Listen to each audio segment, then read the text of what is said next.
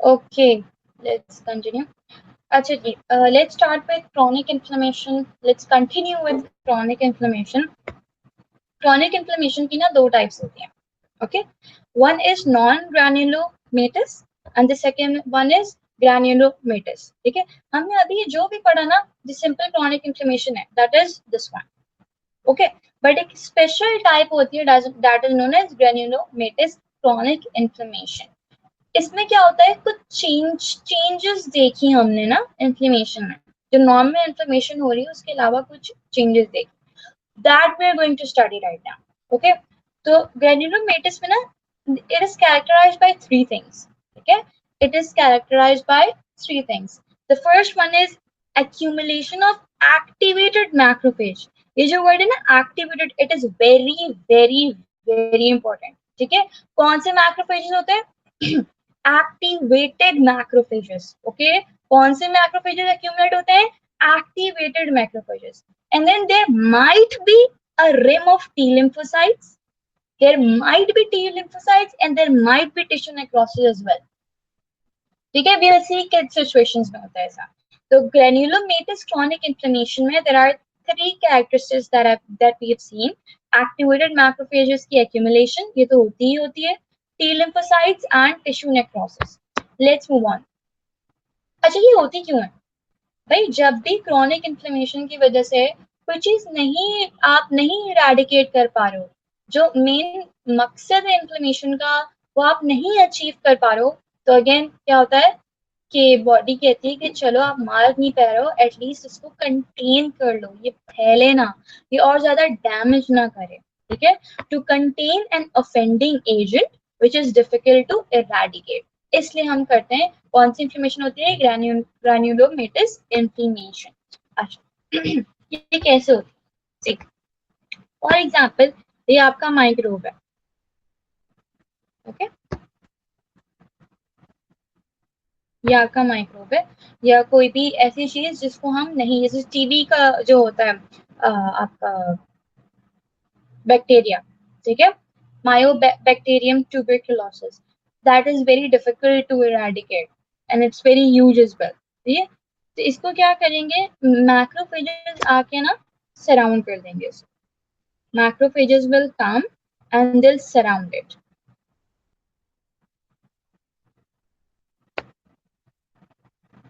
Okay, ये macrophages जब बहुत अरसे तक यहीं पे रहेंगे तो what is gonna happen कि ये अपनी शेप चेंज कर लेंगे और थोड़े से क्यूबॉइडल टाइप होंगे. ये एप्थिलॉइड, जैसे एपिथेलियल सेल्स होते हैं ना, उसकी तरह लगने लगेंगे. ठीक है, क्योंकि ये अब एपिथेलियल सेल्स की तरह लगने लगते हैं, इसी वजह से अब हम इनको कहते हैं एपिथेलियोइड सेल्स. ओके, इनको हम क्या कहते हैं? एपिथेलियोइड सेल्स, क्योंकि एपिथेलियल सेल से रिजेंबल करने लगते हैं. लेकिन ये असल में क्या है? ये असल में क्या है? एक्टिवेटेड मैक्रोफेजेस है, याद रखना है, एक्टिवेटेड मैक्रोफेजेस ही है. ठीक है, अच्छा जी. अब क्या होता है कुछ सिचुएशंस में, वो सिचुएशन अभी हम आगे पढ़ेंगे. This is further characterized bye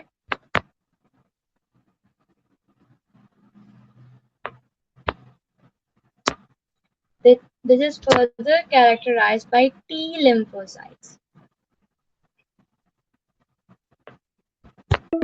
T lymphocytes आते हैं और एक समझ लो रिम बना लेते हैं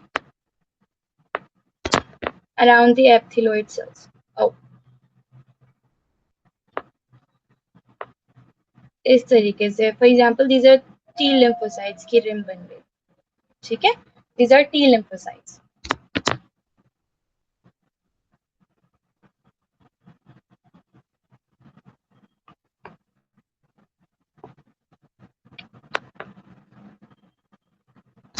Right, let's move on.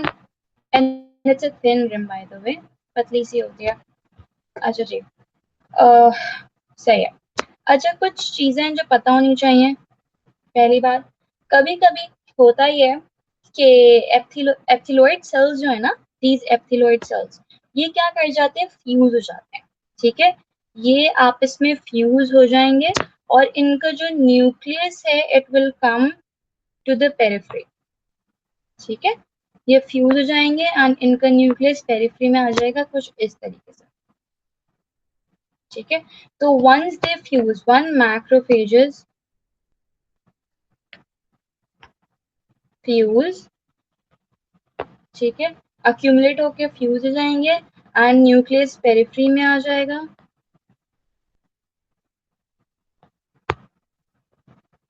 we now call them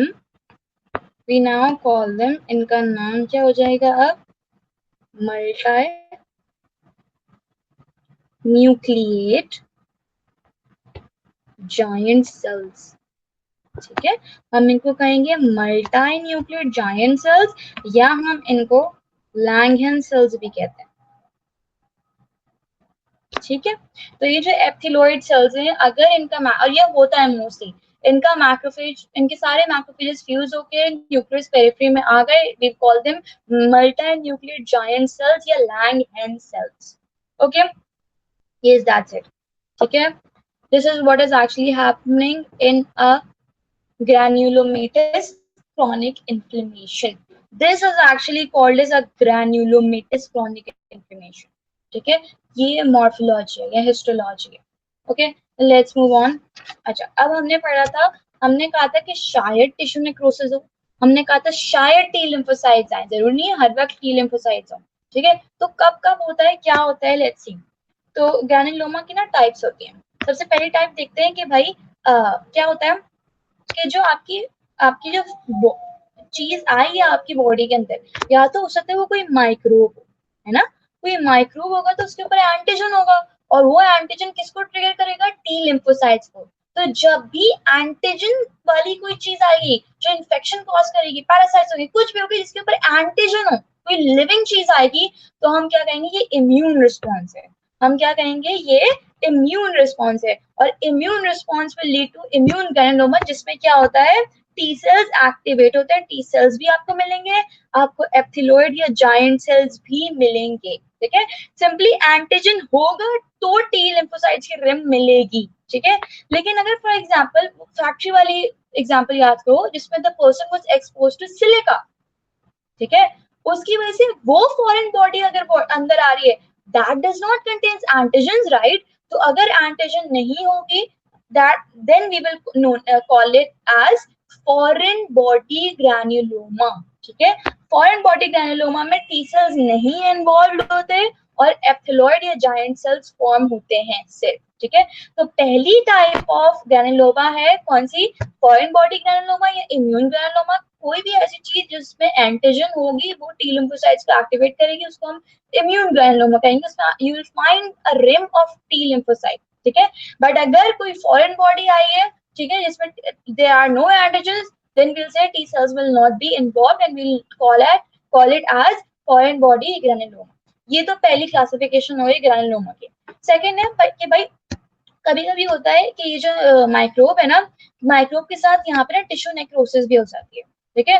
tissue जो है वो आपके डेड हो जाते हैं, इसके अराउंड या यहीं पर ही कोई मैशवर्क बन जाए, ठीक है।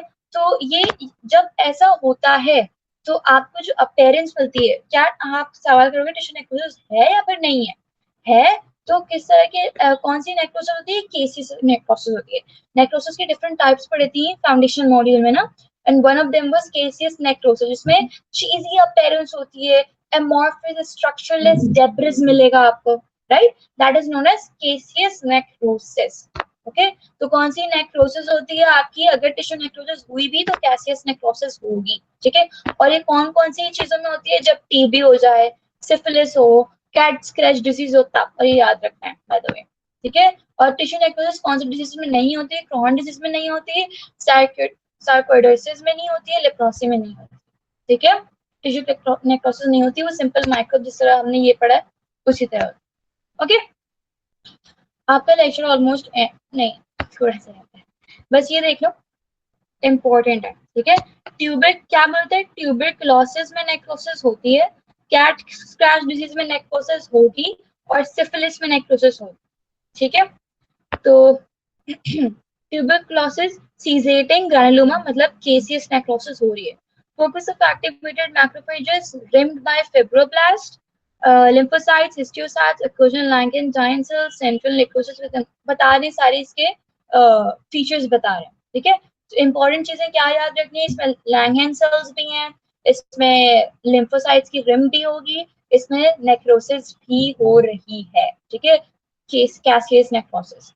सिफिलिस देखो, रेपिनोमा पैलिडियम आएगा तो कॉज होगी. विजिबल लेजन्स हो गए, closing wall of macrophages, obviously epithelioid tissues cells होंगे. Plasma cell interference, central cells and necrotic cells हैं आपके. Without loss of cellular outlines, organism difficult to identify because amorphous and structureless debris form हो जाता है जब necrosis होती है. ठीक है, and cat scratch gram negative bacilli की वजह से होता है. Round and stellate granuloma containing central granular debris and recognisable neutrophils. Simple, सिर्फ ये याद रखना है कि इसमें नेक्रोसिस हो रही है. ठीक है, अच्छा, उसके बाद जिन चीजों में नेक्रोसिस नहीं हो रही, that is leprosy, sarcoidosis and Crohn disease. Leprosy क्या है, acid fast bacilli macrophages, non लिखा हुआ है, नॉन सीजीटिंग मतलब नेक्रोसिस नहीं हो रही, यही चीज याद रखनी है. ओके, सर्कोइडोसिस की हमें एटियोलॉजी नहीं पता कि किस वजह से कॉज हो रही है. इट इज ऑल्सो नॉन सीजेटिंग, यही बात याद रखनी है. ऑब्वियसली एक्टिवेटेड माइक्रोफेजेस का मतलब क्या है, एप्सिलॉइड सेल्स या giant Langhans cells. Okay, and Crohn disease is actually a bowel disease. ठीक है, इम्यून रिएक्शन होता है ये. इसमें भी क्या है, यहाँ पे लिखा हुआ होगा non caseating granuloma. This is the important चीज, आपको पता होना चाहिए टिश्यू नेक्रोसिस किसमें होती है, टिश्यू नेक्रोसिस किसमें नहीं होती. ठीक है, अच्छा जी, ये पढ़ लो एक दफा मॉर्फोलॉजी ग्रैनुलोमास की. In the usual H and E stained tissue samples, the activated macrophages in granulomas have pink granular cytoplasm with indistinct cell boundaries and are called aphthyloid cells. किसको बोल रहे हैं aphthyloid cells? Activated macrophages. Okay. A collar of lymphocytes surrounds in aggregates. ये कौन सी है, rim of lymphocytes जिसकी बात कर रहे थे. ठीक है, older granulomas may have rim of fibroblasts. ये किसी किसी में होता है, जो older granulomas होते हैं उनके ऊपर आपके पास fibroblasts की एक लेयर भी मिलती है. ठीक है, या कनेक्टिव टिश्यू की. अच्छा, अच्छा, क्या बोल रहे हैं ये, frequently but not invariably multinucleated giant cells जिनको हम Langerhans cells भी कहते हैं. They consist of large mass of cytoplasm in many nuclei. Granulomas associated with certain infection organisms, classically microbial, contain central zone of necrosis. ये बता रहे हैं कि necrotic है या फिर नहीं है. Grossly this has कौन सी necrosis होती है, caseous necrosis. Microscopically, this necrotic material appears as amorphous, structureless, eosinophilic, granular debris with loss of cellular details. Granulomas, बस यही बात बता रहे हैं कौन से नॉन सीजीटिंग होते हैं और कौन से सीजीटिंग ग्रैनुलोमास होते हैं, जो कि मैंने यहाँ पे ऑलरेडी बताया हुआ है. ठीक है, last portion of the lecture, that is systemic effects of chronic inflammation. ठीक है, systemic effects of chronic inflammation क्या है, let's see. The first one is acute phase response. ठीक है, the first one is acute phase response. Acute phase response में क्या होता है, simply liver के जो प्रोटीन सिंथेसाइज और होते हैं ना, उनकी प्रोडक्शन बहुत ज्यादा इंक्रीज हो जाती है. ठीक है, तो protein synthesis is increase by liver. This is known as acute phase response. इसमें बहुत सारी चीजें आ जाती हैं. ठीक है, पहला कौन सा प्रोटीन जब ज्यादा हो जाता है, serum amyloid A protein, SAA. ठीक है, दूसरा है C reactive protein. C reactive protein जब भी ज्यादा होता है ना, it's actually a cell marker for myocardial infarction. ठीक है, जब भी आपको सी रिएक्टिव प्रोटीन्स बहुत ज्यादा मिले, यू शुड थिंक कि भाई मायोकार्डियल इंफार्क्शन हो रहा है बंदे का. ठीक है, तीसरा कौन सा प्रोटीन्स, एक्सोनोइड्स अपरेगुलेशन होती है. एक्सोनोइड्स क्या थे, एराकिडोनिक मेटाबोलाइट्स. दो पाथवे से हो रहे थे activate, lipoxygenase, cyclooxygenase, prostaglandins and leukotrienes को एक्टिवेट कर रहे थे. इसमें जो इंपॉर्टेंट चीज है वो क्या है कि साइक्लोऑक्सीजनेज पाथवे से प्रोस्टाग्लैंडिन्स एक्टिवेट होंगे, जिसमें स्पेशली PGE2 जो है वो फीवर कॉज करवाएगा. ठीक है, ये असल में होता है, जो ये फीवर हो रहा होता है ना, ये बहुत इंपॉर्टेंट चीज है। जो आप जब आपका क्रॉनिक इन्फ्लेमेशन हो रही होती है ना, तो आपका ऑलमोस्ट हर वक्त फीवर हो रहा होता है आप इसी वजह से।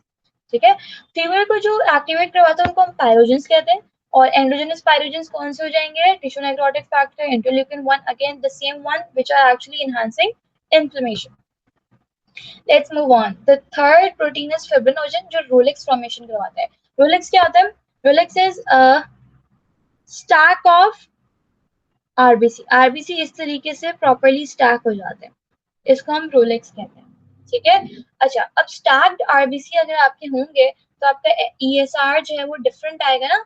तो हम क्या करते हैं, ईएसआर निकालते हैं। अगर ईएसआर में जो है वो इस तरीके से कोई ईएसआर मिले, एरिथ्रोसाइट सेडिमेंटेशन रेट कुछ ऊपर नीचे मिले, तो भी ये नो कि भाई हाँ फिब्रिनोजन ज्यादा है, तो कोई ना कोई क्रॉनिक इन्फ्लेमेशन हो रही है। ठीक है, अच्छा हेप्सिडिन क्या करता है? एक और प्रोटीन है हेप्सिडिन।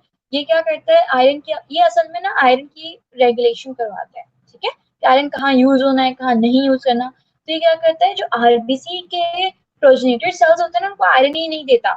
ठीक है, आरबीसी के प्रोजेनेटर सेल्स को आयरन नहीं देता, जिसकी वजह से अगर बहुत बहुत ज्यादा बढ़ जाए तो अनीमिया भी कॉज हो सकता है। और आखिरी चीज ये है कि थ्रोम्बोपोएटिन जो है एक यू कैन से रेगुलेटर है मैगाकैरियोसाइट्स का। ठीक है, उसकी भी रेगुलेशन को इंक्रीज करवा देगा, तो थ्रोम्बोसाइटोसिस विल इंक्रीज। ठीक है, platelet count will increase. Okay, तो पहली चीज क्या थी कि ये एक्यूट फेज रिस्पॉन्स होता है आपका systemic effects of chronic inflammation में। सबसे पहली चीज क्या थी? Acute phase response. And the second one is leukocytosis. Obviously आपके रेड डब्ल्यूबीसीज बढ़ जाएंगे। इसमें सिर्फ इम्पोर्टेंट चीज ये है कि कौन सी चीज में कौन सी चीज बढ़ती है। तो बैक्टीरियल इन्फेक्शन होगा तो न्यूट्रोफिलिया हो जाएगा, न्यूट्रोफिल्स बढ़ जाएंगे। पैरासिटिक इन्फेक्शन होगा तो इजिनोफिलिया हो जाएगा, इजिनोफिल्स बढ़ जाएंगे। एंड एलर्जिक रिएक्शन में बेसोफिल्स एंड मास्ट सेल्स बढ़ते हैं एंड इजिनोफिल्स बढ़ते हैं। ठीक है, इसके अलावा कौन कौन से इफेक्ट्स हैं? हार्ट रेट बढ़ जाएगा, बीपी बढ़ जाएगा, बहुत ज्यादा स्वेटिंग होगी। अगर टॉक्सिन जो है वो ब्लड में चला गया तो सेप्टिक शॉक हो जाएगा डीआईसी की वजह से। ठीक है, this was actually all. Let's just go through the summaries and then I'll end the class. Chronic inflammation. Chronic inflammation is a prolonged host response to persistent stimuli that may follow unresolved acute inflammation or be chronic from the outset. हो सकता है acute inflammation unresolved है तभी chronic है, या हो सकता है शुरू से ही वो chronic हो। ठीक है, chronic start होने के लिए acute होना जरूरी नहीं है, लाजमी नहीं है। ठीक है, अच्छा it is caused by microbes that resist elimination.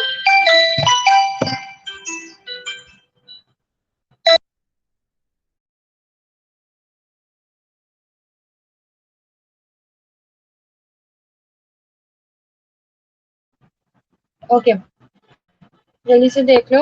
It is caused by microbes that resist elimination, immune response, अच्छा। It is characterized by coexisting inflammation, tissue injury and attempted repair, जो मैंने बताया था morphology of chronic inflammation. The cellular input consists of macrophages, lymphocytes, मतलब के mononuclear cells की बात करें। It is mediated by cytokines produced by macrophages and lymphocytes, notably T lymphocytes। अच्छा, bidirectional interaction का मतलब है वही feedback loop.